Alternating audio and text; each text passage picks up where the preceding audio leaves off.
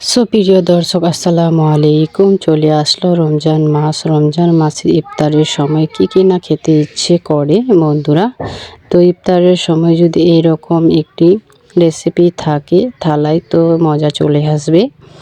তো বন্ধুরা, চলো তোমাদেরকে এই রেসিপিটি মাত্র 10 মিনিটে তৈরি করে দেখাই। হাটে বাজারে তো অনেক ধরনের পকোড়া এবং পেঁয়াজু পাওয়া যায়। এরকম যদি স্বাদের ঘরে তৈরি করো তো অনেক ভালো লাগবে।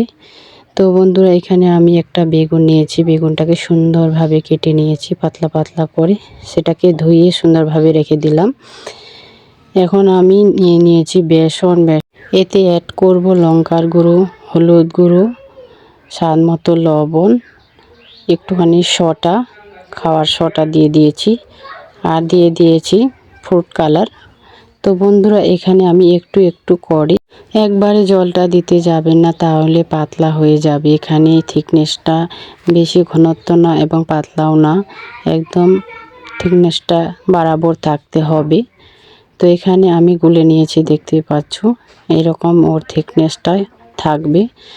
তো বন্ধুরা, এখানে আমি বেগুনগুলো সুন্দরভাবে চুবিয়ে নেব। নেওয়ার পরে এখন আমি তেলে ছেড়ে দিলাম।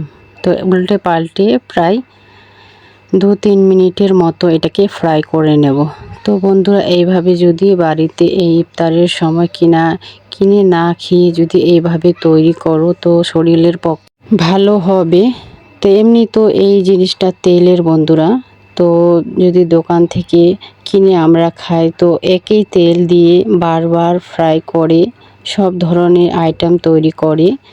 তো বন্ধুরা, এইভাবে আমি এই রেসিপিটি তৈরি করেছি। তোমাদের কেমন লাগলো? ভালো লাগলে সঙ্গে থাকবেন। তো দেখতেই পাচ্ছ একদম কত সুন্দর